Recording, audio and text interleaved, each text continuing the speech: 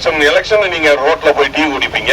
முதலமைச்சரை பாத்தீங்கன்னா ரோட்ல போய் டீயை குடிப்பாரு, இல்ல யார் வீட்டுக்காவது போய் கையை கொடுப்பாரு, இல்லன்னா ஆட்டோல போவாரு. எப்படி எல்லாம் நடிக்கிறாங்க பாங்க. நாங்கெல்லாம் சினிமால மட்டும்தாங்க நடிக்கிறோம், வாழ்க்கையில எங்களுக்கு எல்லாம் நடிக்க தெரியாது. ஆனா அவர் வாழ்க்கையிலேயே நடிச்சுக்கிட்டு இருக்கிறாரு. இப்ப சொல்றாரு 8000 ரூபாய் கூப்பன் ஒண்ணு தர்றாராம். அந்த 8000 ரூபாய் கூப்பனை மணச்சநல்லூர்னு திருச்சி பக்கத்துல ஒரு இடத்துல ஒரு நீங்க பாத்திருப்பீங்க, இன்னைக்கு ஒரு பெண் வந்து கேட்டதுக்கு அந்த பொண்ணை அடிச்சு துன்புறுத்தி அந்த பொண்ணு கடைசியில தூக்கு போட்டு செத்துச்சு. பாத்தீங்களா? பேப்பர்ல பாத்தீங்களா? டிவில பாத்தீங்களா?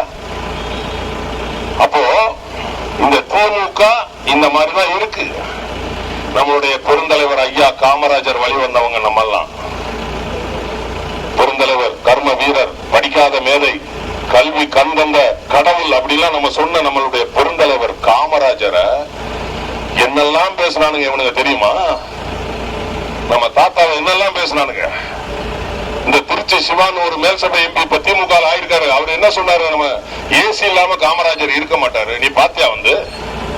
நீ பாத்தியா? நீ இந்த முக்தார்னு ஒருத்தன் நாடார் ஏச்சவாயன் அவன் நினைச்சுக்கிட்டான். அவன் இந்த முக்தார்னு ஒருத்தன் நான் பார்த்த இடத்துல அடிப்பான்.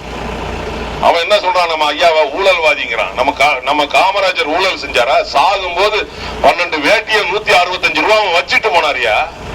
உங்களை மாதிரி இந்த கள்ள ட்ரெயின்ல ஏறி திருக்கோயில இருந்து கள்ள ட்ரெயின்ல ஏறி இன்னைக்கு ஆசியாவிலே 10வது பணக்காரன்ல கலைஞர் குடும்பம் ஒரு பெரிய கோடீஸ்வரன் குடும்பம். ஆனா அவரை பார்த்தா மெட்ரோல ட்ரெயின்ல வந்து முதலமைச்சர் ஸ்டாலின் வந்து காசு கொடுத்து டிக்கெட் எடுத்து போன. நல்ல வேலை அவங்க பரம்பரையில அவராவது காசு கொடுத்து டிக்கெட் எடுத்தாரு.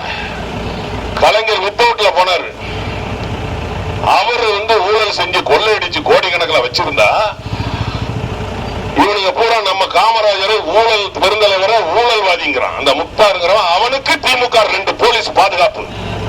அவன் மேல இன்ன வரைக்கும் எஃப்ஐஆர் போடல. இன்ன வரைக்கும் நம்ம நாடார் அமைப்புகள், நாடார் சங்கம் எவ்வளவு போராடி ஒண்ணுமே பண்ண முடியல. ஏன்னா திமுக சப்போர்ட் பண்ணுது.